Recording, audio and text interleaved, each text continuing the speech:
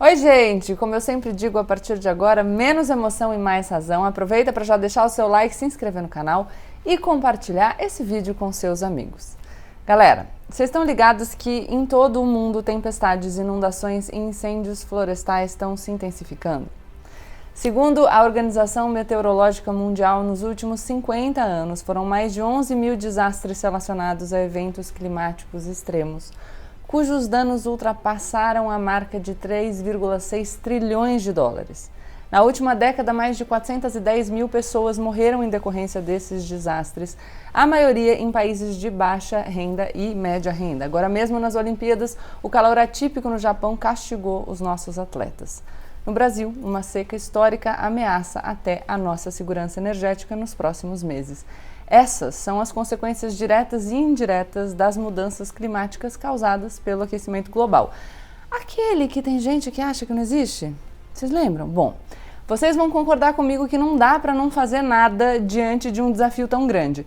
E para organizar a resposta a essa crise, em novembro vai rolar a COP26. Aí vocês vão me perguntar, pô, Gabi, mas o que é COP26. COP o quê? A COP26 é a 26ª edição da Conferência das Partes da Convenção das Nações Unidas sobre Mudanças Climáticas.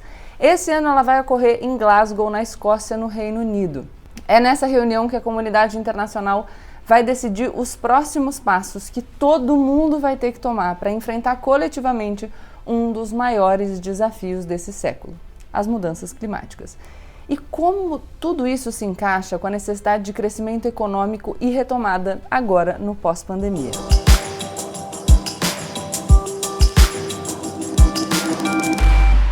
Para a gente conversar um pouquinho sobre tudo isso, eu convidei duas pessoas muito legais para conversar comigo no canal hoje. A primeira delas, vou apresentar para vocês, é a Caroline Prolo. Ela é advogada, especialista em direito ambiental, consultora internacional e atua nas negociações de mudanças climáticas da ONU. Bem-vinda, Caroline.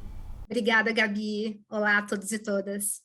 E a gente vai conversar também com a Bruna Cerqueira. Ela atua na Assessoria Especial de Clima e Meio Ambiente da Embaixada do Reino Unido. A gente falou que a COP26 vai ser em Glasgow. Vocês prestaram atenção? Pois é. E trabalha há mais de uma década com negociações do clima. Bem-vinda, Bruna. Obrigada, muito bom estar aqui. Então, vou começar com a Carol. Carol, o que é que a gente está falando quando a gente fala de mudança climática e por que a gente tem que pensar em ação humana quando a gente fala sobre esse assunto? A mudança do clima é um efeito do aquecimento global, né? Então, acho que a pergunta começa com por que a Terra está esquentando, né?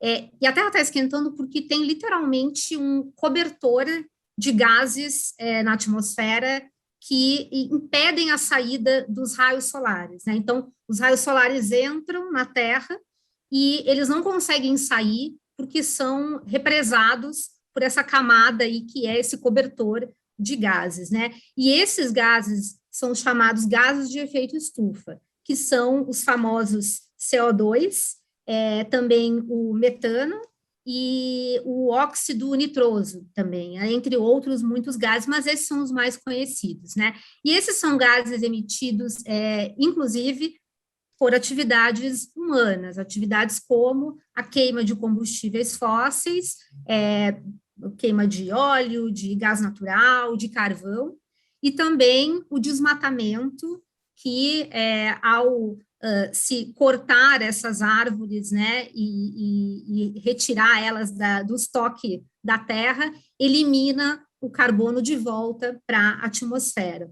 Então, essas atividades que são humanas, né, são do nosso desenvolvimento econômico habitual ao longo da história, já ficou comprovado que são responsáveis pela maior parte das causas desse aquecimento global, ou seja, esse cobertor de gases de efeito estufa da atmosfera é predominantemente formado por essas atividades econômicas, né? Isso tem, assim, quantificação feita exatamente pela ciência. O relatório mais recente do painel intergovernamental de mudanças climáticas, o IPCC, ele quantificou exatamente o quanto desse aumento de temperatura que a gente já viveu ao longo do tempo na atmosfera da Terra, o quanto disso está relacionado às atividades humanas. É para você ter uma ideia de um aumento de 1,09 graus Celsius desde a época da industrialização,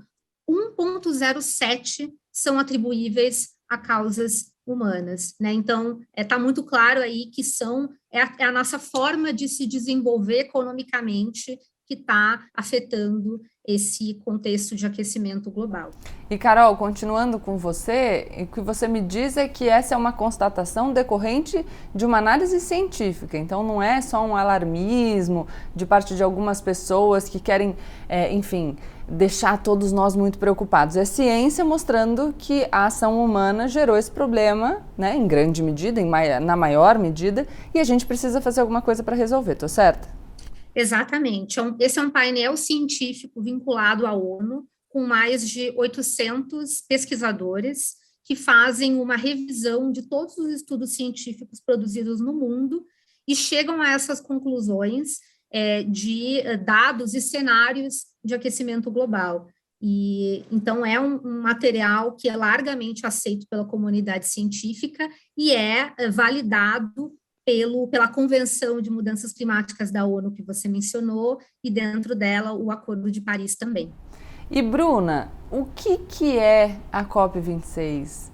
Por que esse encontro é tão importante? Do que a gente está falando exatamente? A gente teve, aqui no Brasil, na ECO 92, a assinatura dessa Convenção Quadro das Nações Unidas sobre Mudança do Clima.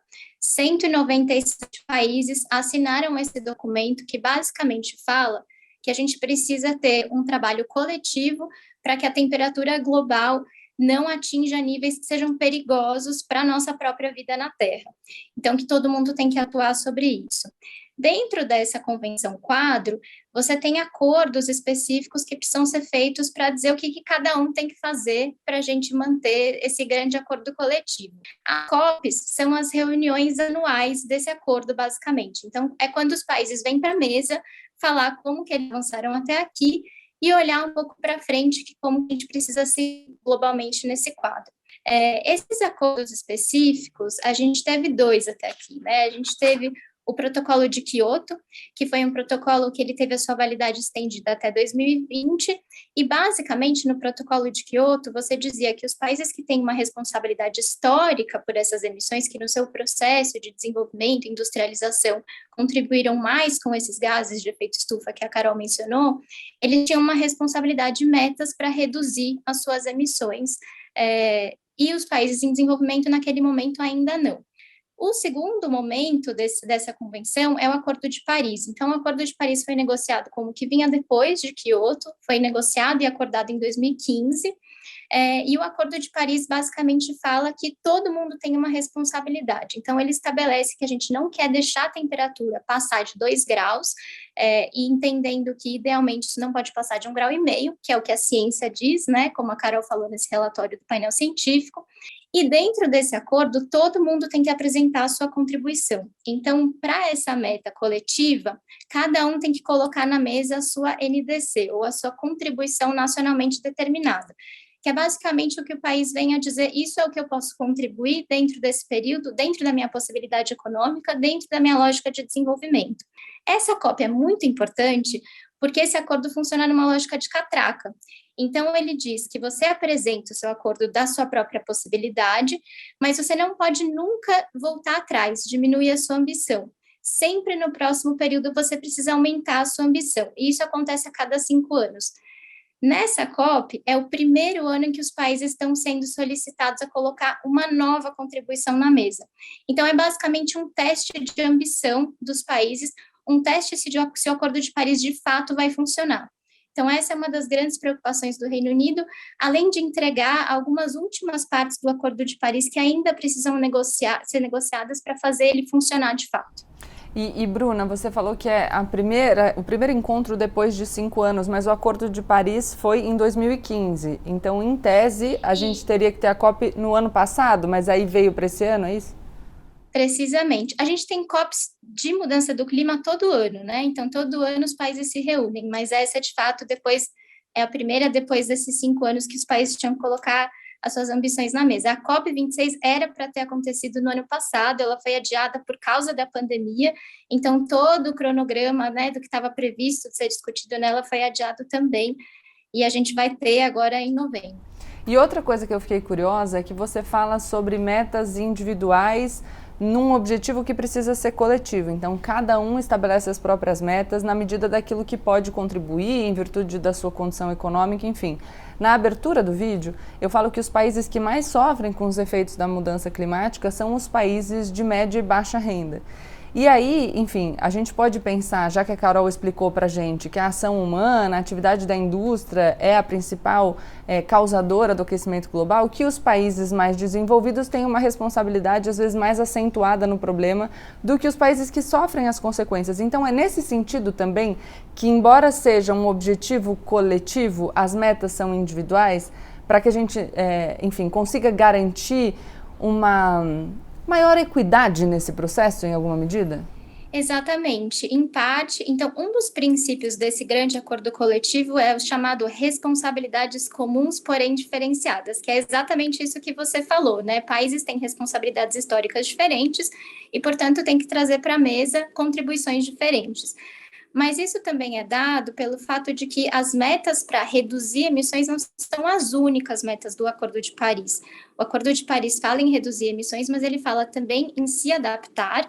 Então, como o mundo vai avançar naquela mudança do clima que já vai acontecer, as consequências que a gente já vai sofrer de chuvas mais intensas, como você falou, né, no começo do vídeo, inundações, etc. e tal, o mundo, e especialmente os países que vão ser mais vulneráveis, que vão sofrer mais com isso, precisam se adaptar, e o acordo precisa ajudar para que isso aconteça globalmente, e precisa ajudar também com meios de implementação, então com financiamento. Também existe uma meta de que a partir de 2020 os países desenvolvidos precisam colocar na mesa 100 bilhões de dólares ao ano para o acordo se efetivar. Eu vou voltar para a Carol para depois continuar com a Bruna, mas a Bruna falou um pouco de economia, a gente viu que a COP foi adiada, a gente teve que mudar o ano em virtude da pandemia, e em virtude da pandemia também o mundo parou, né? Em alguns lugares mais significativamente, em outros lugares menos significativamente, mas a gente deu uma estacionada. E está todo mundo falando dessa retomada, como é que a gente vai fazer para retomar a atividade econômica depois desse período. E eu sei que o Reino Unido, que vai sediar a COP, tem falado nessa revolução industrial verde. Qual que é a importância, Carol, da gente pensar nessa retomada econômica como uma oportunidade para a gente já discutir economia a partir de um novo parâmetro de sustentabilidade, e qual é o risco da gente não refletir sobre esse assunto? Pois é, como você falou, acho que a pandemia foi um momento importante nesse processo todo, que começou, como a Bruna disse, desde 1992, então a gente está falando de clima hoje como se fosse algo relativamente novo, mas a verdade é que esse assunto já está aí na comunidade internacional há bastante tempo, né? Mas, sem dúvida, o processo da pandemia foi importante, de certa forma, porque fez, como você falou, Gabi, a economia parou, né? E aí, nesse momento em que ela parou e a gente está começando, está retomando, se recuperando economicamente, aí a análise de investimentos, ela parte de outro lugar, né? Então, a gente teve a oportunidade de avaliar, estamos avaliando ainda os investimentos em recuperar a infraestrutura e fazer a economia voltar a rodar, e num contexto em que a gente já viu que problemas silenciosos, como uma pandemia, podem depois custar muito caro. Então, o processo de conscientização do mercado financeiro e de investimentos e das economias, de governos mesmo, né, de prestarem mais atenção nesse problema da mudança do clima, que é muito semelhante à pandemia nesse sentido de ser aí, de estar sendo ignorado pela comunidade e pelas economias globais, acho que veio à tona. E aí é que um processo todo começou de governos, setor privado, organizações internacionais se preocuparem com esse risco financeiro climático, né?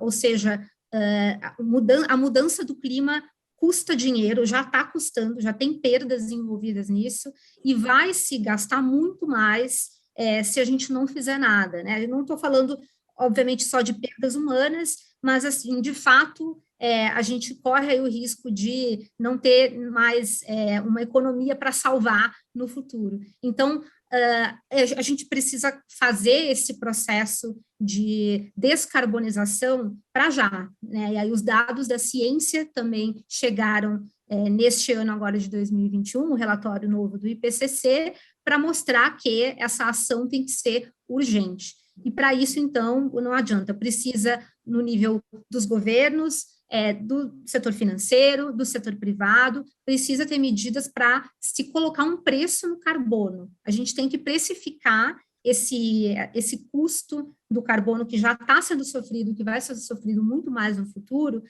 dentro dos nossos negócios, para que se possa ter uma gestão sobre ele, como se faz uma gestão econômica normal.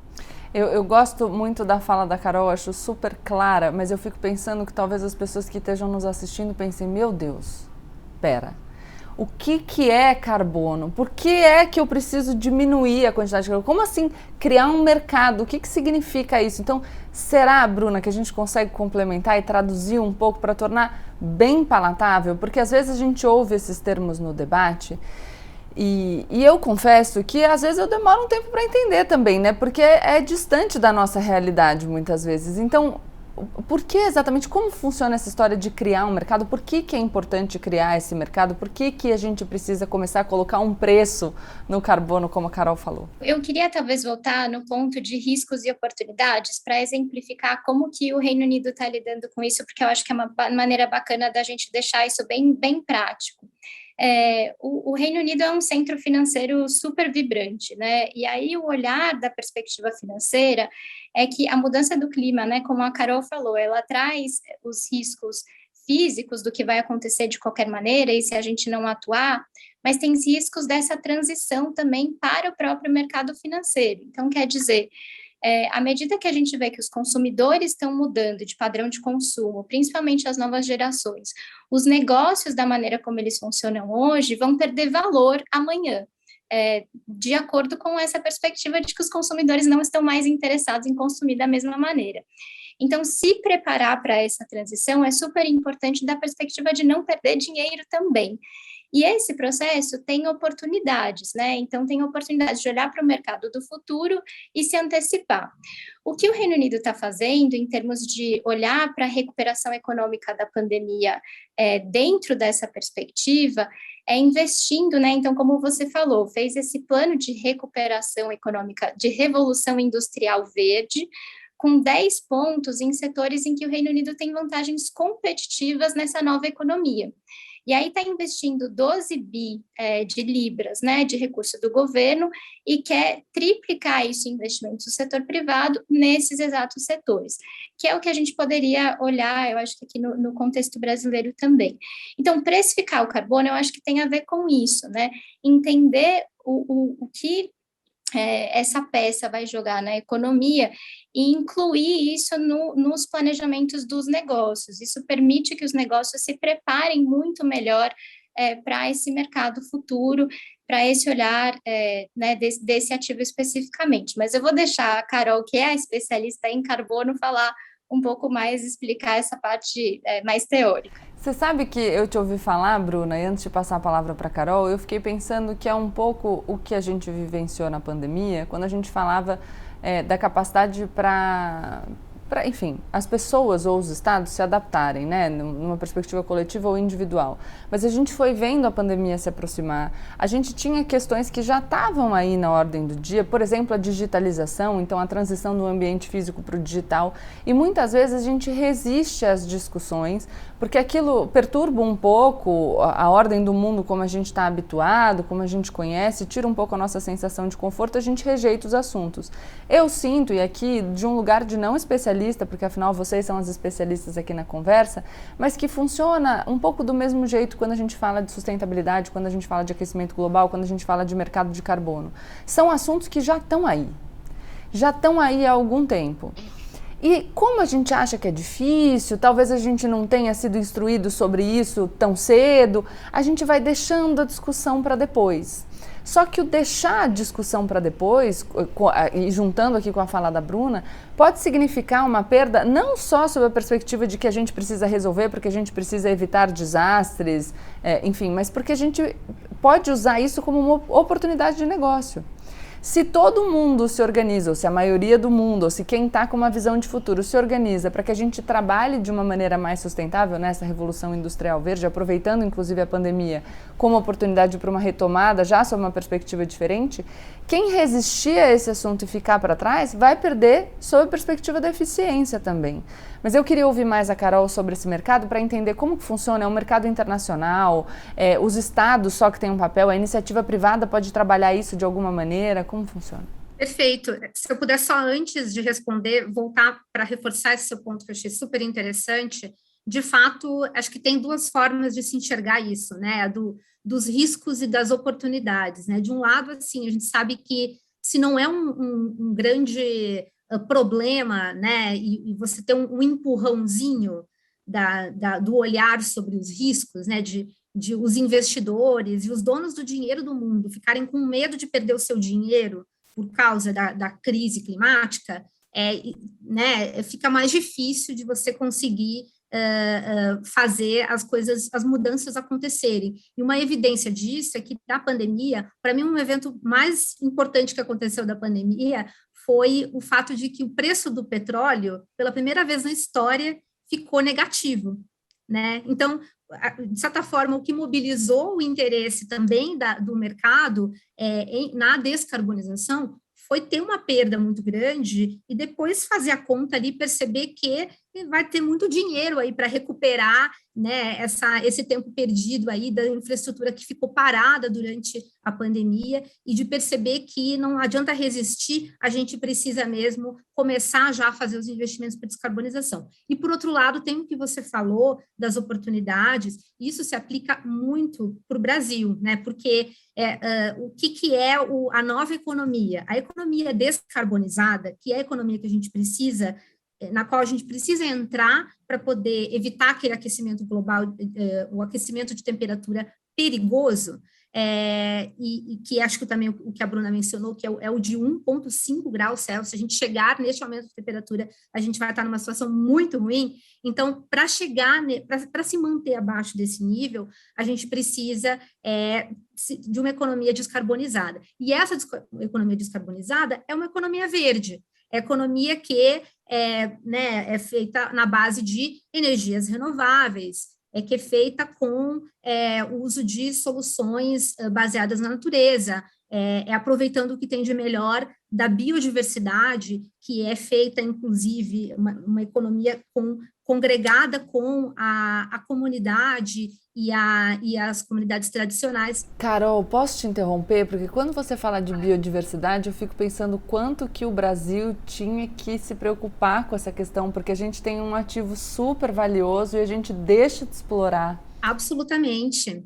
A falta de uma gestão sobre o potencial da economia, da bioeconomia no Brasil é muito preocupante, né? Porque tem produtos, a gente tem produtos únicos dessa biodiversidade, a gente tem uma oportunidade de desenvolver um modelo mesmo de negócio que é totalmente engajado com as comunidades tradicionais que conservam essa biodiversidade e um ecossistema que, por sua vez, também é importante para para evitar o aquecimento global, porque também está associado à manutenção da floresta, e como a gente já viu, o desmatamento é uma causa do aquecimento global, porque elimina carbono de volta para a atmosfera. Então, tudo que a gente faz que está relacionado com a conservação da floresta e os ecossistemas, a biodiversidade ali envolvidos, é bom para essa nova economia descarbonizada. E aí, quando você pensa no Brasil, que tem abundância de floresta, tem biodiversidade, tem vento, tem sol, tem biomassa, tem muita oportunidade para você gerar valor a partir desses ativos, né? São ativos nossos, são bens que a gente tem para produzir em cima. E então a gente precisava pegar essa oportunidade e transformar no modelo da nova economia para o mundo todo, né? Se a gente sabe que a gente precisa se descarbonizar, não tem jeito, e aí a ciência está deixando essa mensagem muito clara, e toda a comunidade internacional já sabe disso, os países estão já engajados pelo Acordo de Paris, como nós vimos, então vamos fazer desse limão uma limonada, né? Aqui no Brasil a gente pode fazer uma bela limonada com o potencial que a gente tem. Carol, fala um pouco mais para a gente, então, sobre esse mercado de carbono. Como funciona isso? É um mercado internacional? Quem atua são os estados? Tem atuação da iniciativa privada? Como é que funciona essa história?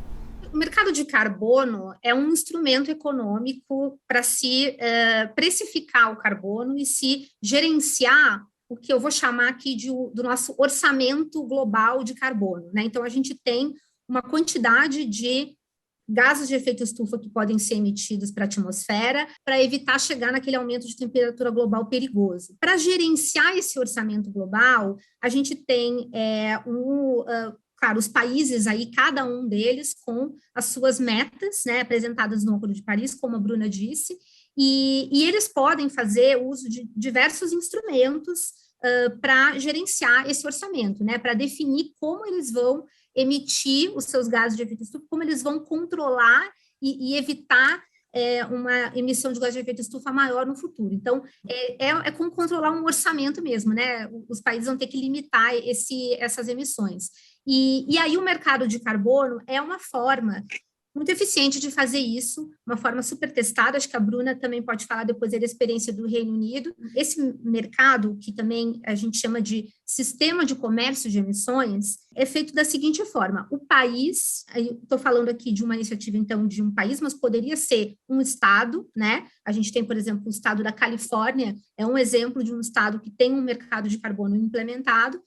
Ele estabelece um limite de quantidade de emissões de gases de efeito estufa que um determinado setor da indústria pode gerar, né? E aí ele distribui permissões equivalentes a esse limite de emissões, de maneira com que as indústrias, as empresas reguladas aí dentro desse setor, elas só podem emitir gases de efeito estufa se elas tiverem essas permissões. Então, para cada 1 tonelada de carbono equivalente, né? Quando a gente fala CO2, normalmente é porque o CO2 é o gás mais comum dos gases de efeito estufa, mas então cada 1 tonelada de carbono equivalente que a indústria emite, ela precisa justificar com uma permissão e apresentar isso para o governo. Então, ao final de cada ano, a indústria vai justificar as suas emissões mostrando a quantidade de permissões que ela possui para justificar essas suas emissões. E então, dessa forma, o que acontece? Quando uma indústria é mais eficiente no controle das suas próprias emissões, significa que ela pode ter permissões sobrando para vender para outras indústrias que não sejam tão eficientes e que precisem comprar permissões no mercado para justificar as suas emissões, né? Aí o governo pode dar de graça essas permissões, ele pode vender por meio de leilão, tem diversos mecanismos aí de precificação que o governo pode estipular, mas essencialmente o que acontece é isso, a indústria ela poder trocar entre si permissões de gases de efeito estufa. Essa é uma forma de se fazer um mercado de carbono que permite com que os governos controlem as suas emissões de gás de efeito estufa, e aí o que ele faz é que a cada período, né, então, normalmente esses mercados, eles têm um período de compromisso, por uns 3 ou 5 anos, a cada período que vai se renovando, ele vai reduzindo a disponibilidade geral dessas permissões, ele vai reduzindo aos poucos, o que significa que a indústria vai ter cada vez menos permissões disponíveis no mercado, ela vai ter que reduzir suas emissões, ela vai ter que investir em tecnologia para tentar reduzir as próprias emissões e não precisar comprar permissões no mercado, as permissões vão ficando mais caras por causa dessa escassez, né? E com isso você tem esse mercado girando para tornar, de certa forma, mais barato reduzir emissões com o passar do tempo. Então, do ponto de vista econômico, é um instrumento muito efetivo. Aí você tem, por outro lado, a possibilidade de aqueles setores que não estão regulados por esse mercado de carbono, eles poderem fazer voluntariamente as suas próprias compensações de emissões de gases de efeito estufa. Então, uma empresa de uma indústria que não precisa comprar permissões no modelo regulado pelo governo, ela pode voluntariamente comprar créditos de carbono que são gerados por projetos de redução de emissões de gases de efeito estufa. Aí esses projetos são projetos certificados, né, e que certificam a redução de emissões, geram um crédito de carbono que nada mais é do que um certificado de redução de emissões, e esses certificados são gerados a partir de projetos que demonstram que introduzem uma determinada tecnologia numa atividade produtiva e permitem, dessa forma, com que haja uma emissão de gases de efeito estufa menor do que teria acontecido na ausência da tecnologia, né? Por exemplo, você fazer o uso de biodigestores na atividade agropecuária, né? Porque os excrementos do gado, eles geram metano, que é um gás de efeito estufa, e ao você isolar esse material e queimar ele ali, nessa estrutura que chama biodigestor, você evita a emissão dos gases de efeito estufa e, ao mesmo tempo, você gera gás que gera energia elétrica que pode movimentar ali a fazenda. Então, esse tipo de atividade, esse é um exemplo de uma atividade que costuma ser certificada como capaz de reduzir emissões de gases de efeito estufa, e essa quantidade de redução que é monitorada e verificada vira um crédito de carbono, e esse crédito pode ser comprado por empresas que queiram voluntariamente compensar as suas próprias emissões de gases de efeito estufa. Nossa, eu vou tentar fazer um compilado da não especialista aqui. Vamos lá. Então, a gente tem lá o Acordo de Paris. Todo mundo se reúne e fala, beleza, a gente já viu, a ciência mostrou pra gente que a atividade humana está causando aquecimento global, a gente não pode mais deixar a situação como está. Cada país vai ter que se comprometer aí com o que consegue pra gente tentar diminuir a emissão dos gases do efeito estufa. Aí, ok, então agora, passados 5 anos, a gente vai se encontrar de novo para tentar entender o que cada um fez e o que cada um pode fazer. Só que precisa ser um compromisso cada vez mais ousado, diria eu, porque a gente precisa aumentar, né, a nossa atividade no sentido de alterar a nossa indústria, por exemplo, para uma indústria não poluente. Aí a Carol diz o seguinte, tá, então nesse contexto em que todo mundo vai precisar se organizar para diminuir a emissão de gases do efeito estufa, a gente pode regulamentar um mercado de carbono. Vamos supor que dentro de um país eu tenha 5 empresas e que o total da possibilidade, você falou em toneladas, então vou falar que essas 5 empresas juntas possam emitir 10 toneladas de carbono. Faz sentido? Aí, cada empresa, portanto, vai poder emitir 2 toneladas. Eu sou uma empresa e falo, olha, eu vou fazer o seguinte, eu vou trabalhar e investir bastante em tecnologia, vou conseguir fazer a mesma coisa que eu faço e em vez de emitir 2 toneladas de carbono, eu vou emitir 1,5 toneladas. E aí eu posso vender esses meus créditos sobrando e aí, consequentemente, eu vou ganhar dinheiro com a venda desses créditos, o meu lucro vai ser maior, eu me coloco como mais competitiva no mercado, consigo pegar esse dinheiro que eu ganhei e vender dos créditos para investir mais em tecnologia e ano que vem, por exemplo, em vez de emitir 1,5 toneladas de carbono, eu estou emitindo 1 tonelada. Competitivamente, eu vou me distanciando das indústrias mais poluentes e eu já sei que o governo vai ter que ir diminuindo essa quantidade total de carbono que pode ser emitido, então eu vou estar numa posição mais competitiva e, além disso, por estar numa posição mais competitiva e conseguir vender os meus créditos, quando eu abrir a minha empresa e começar a vender ação na bolsa, por exemplo, o investidor esperto vai pensar, vou eu comprar a ação dessa empresa que emite 2 toneladas num cenário que a gente tem que diminuir a emissão de carbono, ou vou eu comprar dessa empresa que está investindo em tecnologia, vendendo crédito de carbono e vai se colocar de forma muito mais competitiva no futuro? Entendi? Ou seja, Super. Não é um assunto só pessoa com incenso, entendeu? Abraçando a árvore, também pode ser. Mas mesmo que você não queira abraçar a árvore, se você estiver pensando sob a perspectiva de eficiência, né, de futuro, de evolução econômica, a gente precisa pensar em sustentabilidade. Exatamente. Exatamente. Deu certo, Bruna? Posso? Me convida? Você acha que o Reino Unido não quer me convidar para fazer uma explicação na COP26 para quem não entendeu? A explicação do jeito ali que todo mundo consegue compreender. Eu acho que é exatamente isso que a gente precisa. E você sabe que o que está em jogo na COP26 é justamente finalizar a regulação de um mercado global. Então, a Carol falou sobre os mercados regulados no contexto nacional. A gente tinha um mercado no contexto do protocolo de Quioto, que eu tinha comentado, mas o mecanismo de colaboração para implementar essas contribuições dos países no novo Acordo de Paris ainda não foi regulado. Isso é o chamado artigo 6, que é o que a gente espera que as negociações possam ser finalizadas aí no Acordo de Paris para a gente ter uma capacidade melhor desse mercado globalmente, né? Então, um fluxo financeiro maior disso a partir dessa regulação. E a gente já tem boas iniciativas, exemplos bons para dar? Qual vai ser o risco para os países que ficarem para trás? Para dar um exemplo, talvez, se eu puder, Carol, eu acho que a Carol falou de mercados regulados, né? Ela falou do mercado da Califórnia, eu acho que a gente tem o mercado da União Europeia, a gente tem alguns mercados, inclusive o mercado do Reino Unido, que funciona exatamente do jeito que ela falou. O Reino Unido escolheu regular basicamente 3 setores: aquelas indústrias que têm uma intensidade muito grande de uso de energia. Então, essas indústrias têm as suas permissões, têm um máximo de permissões, o governo dá essas permissões, depois leiloa outra parte dessas permissões e elas podem trocar entre elas. Regulou também geração de energia e regulou aviação.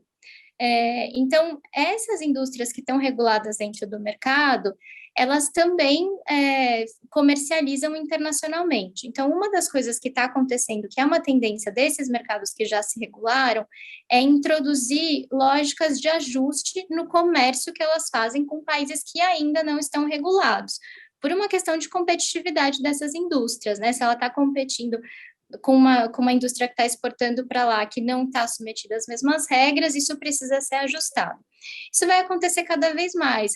E acho que no mercado internacional também, na medida em que os países estão mais preparados para acessar esse mercado internacional, que a gente espera que venha, né, do artigo 6 da COP26, aqueles mercados que já estão bem organizados, em termos de como eles reportam e tudo mais, vão estar melhores posicionados para acessar esse mercado internacional. E aí eu fico pensando, enfim, você está falando da diferença entre os países, eu fico aqui interpretando a partir das informações que a gente tem.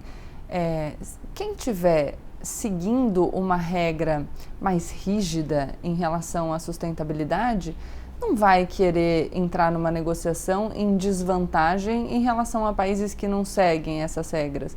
Então, a gente pode ter consequências como, por exemplo, uma tentativa de exclusão ou de taxação dos países que não observam essas regras tão rígidas, para que a gente garanta uma competitividade em paridade, né, Carol? Por isso que é tão importante que as nações se organizem para se colocar de maneira consciente nesse assunto.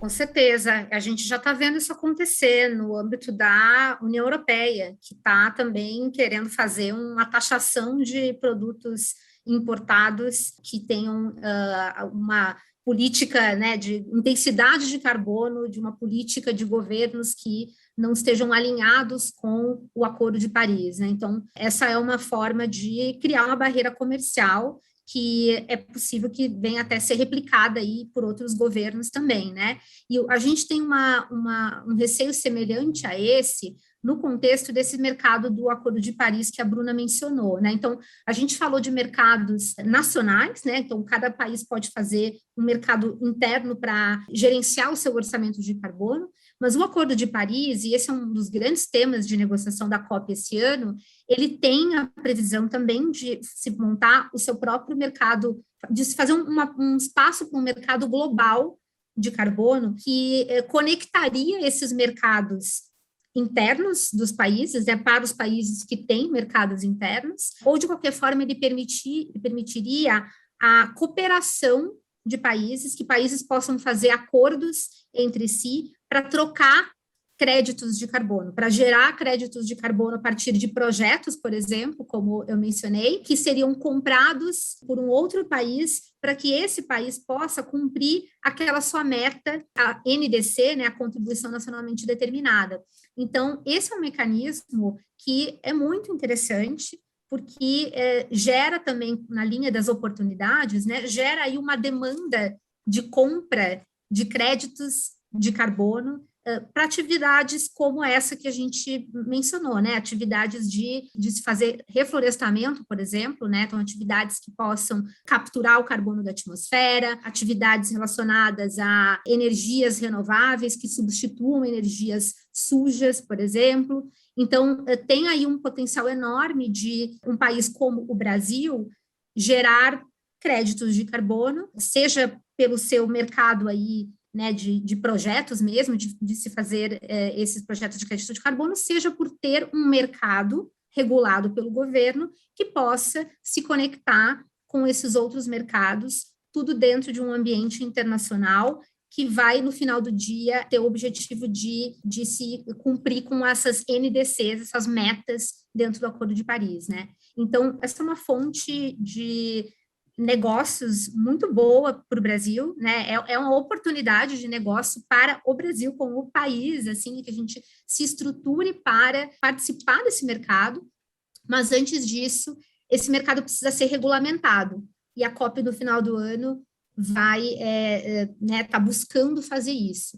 E aí, só para fechar com o ponto do que você falou, das barreiras comerciais, é que um receio que existe é que se essa regulamentação não for possível nesta COP, no final desse ano, é que alguns países, esses países que são mais ousados, que são mais avançados nessa agenda aí de descarbonização, é que eles façam os seus clubinhos de carbono, né, que façam os seus acordos entre si e não considerem aí, não se engajem mais em fazer um grande mercado de carbono global. E aí, se isso acontecer, pode ser que a gente aqui do Brasil fique de fora e certamente vai estar perdendo uma grande oportunidade com isso. Pessoal da internet que não gosta de ficar fora da bolha, não gosta de ser excluído, quer poder participar, já percebeu que a gente tem que se inteirar sobre esse assunto para a gente conseguir pressionar, inclusive as nossas lideranças políticas, para que se engajem nesse assunto. Essa é uma discussão que eu vejo pouco, eu gostaria de ver mais. Acho que essa foi uma boa oportunidade para a gente entender um pouco mais, entender a relevância do assunto, para a partir de agora talvez estudar um pouco, com um pouco mais de profundidade. Bruna e Carol, vou primeiro para a Bruna, para a gente se encaminhar para o final, mas a pessoa que quer aprender um pouco mais, que quer saber o que vai acontecer na COP26, que quer acompanhar o andamento, como que ela faz? Onde ela procura? Olha, acho que os canais aqui do Reino Unido e no Brasil, a gente tem falado bastante sobre isso. A gente tem um materialzinho super fácil sobre COP, que chama A COP Explicada, que é tudo o que você precisa saber sobre o que vai estar sendo discutido, quais são os temas principais, e certamente a embaixada vai estar à disposição. Mas tem uma série de organizações brasileiras, né? Eu acho que a COP, ela é uma reunião entre os países, mas ela também tem os chamados observadores, né? Que são as organizações e os vários grupos de interesse que precisam fazer parte da discussão para que ela seja transparente, para que ela seja uma discussão de todos. Particularmente nesse momento, a gente tem trabalhado muito com esses outros atores também. Então, estados, municípios, setor privado, todos eles têm uma maneira de se engajar nisso.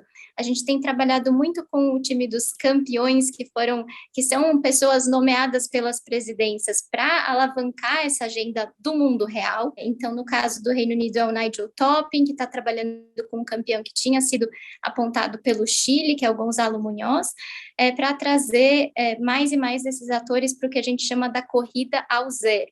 Então, essa é a maneira mais simples de se engajar, que pode ser para vários atores diferentes, se comprometer com essa corrida ao zero, que é como um compromisso voluntário com a sua própria contribuição para zerar emissões até no máximo meio do século. A gente está trabalhando muito na promoção disso e, enfim, muito abertos ao diálogo com qualquer ator que tenha interesse em se empenhar nessa agenda. A gente pode deixar o link para o material de vocês sobre a COP explicada na descrição do vídeo? Então tá bom. Com certeza. E Carol, eu sei que você escreve para o Valor, Então, se você quiser dizer sobre o seu material também para o pessoal que quiser acompanhar, o pessoal que...